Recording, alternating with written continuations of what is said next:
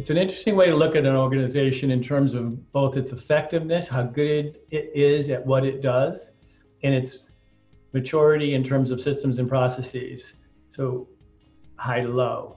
So if you say, do you think of any organizations, use your chat to list an organization you think of that might be really good at what it does and be very well developed in terms of systems and processes. Okay, ones that I've thought of with other groups in the past, Apple for sure makes the list. IBM comes up a lot, Accenture comes up a lot, but organizations that you know, they're big and they know what they're doing and they've got it down in a lot of systems and processes.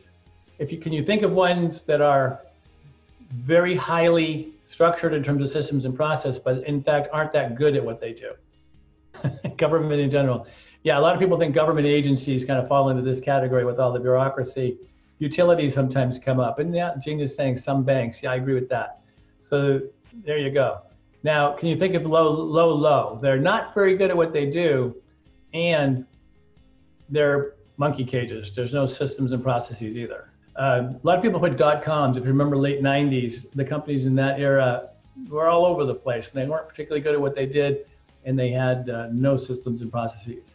The organizations that we tend to work with and help, and many you may know these because you may be these, are called your company. They're very high in terms of effectiveness. They're very good at what they do, and they're very proud of their lack of systems and processes. They just do it, right? There's no bureaucracy, there's no systems. It's really fun. Everything's clicking.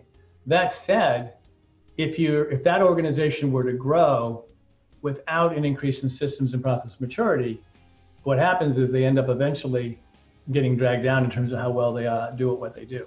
Because all of a sudden you can't any longer have everybody doing everything. You need specific jobs. And if you don't make that happen, you get chaos and distrust and other things that fall into place. So what you want to do is somehow address that. So what a lot of these organizations are tempted to do is go hire somebody from over here who knows a lot about systems and processes and bring them into this startup to bring that to their organization. Now, what happens, unfortunately, is that becomes overloaded with bureaucracy and drives the startup into the ground.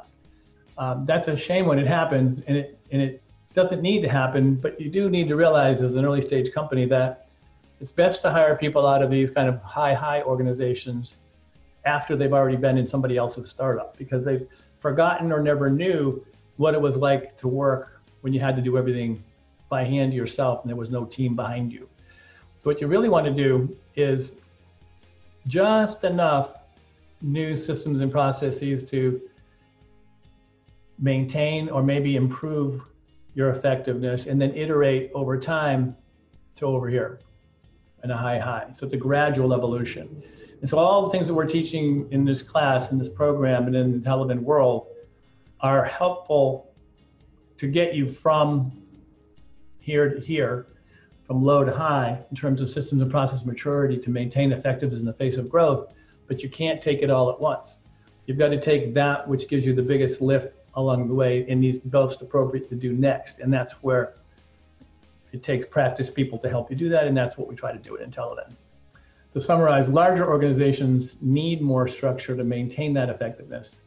Small organizations, everybody does everything, keeps everybody informed on everything, everybody knows everything, no big deal. But with growth, you start to have people needing to specialize, and you need processes and systems to leverage the original founders who were good at everything, so that everything still gets done the way it's supposed to, but not because you have brilliant founders there, but you have systems that replicate or leverage those founders to do things the way they want. And what you want to do as that's happening is spend a little more time as you increase scope and scale of complexity on the business, not just in the business. So we say move from making pizza to building a pizza making business. And then we're not saying that you spend all your time on the business. You just need to spend a little more. So it's a little to a little more, not a little to a lot or all of your time.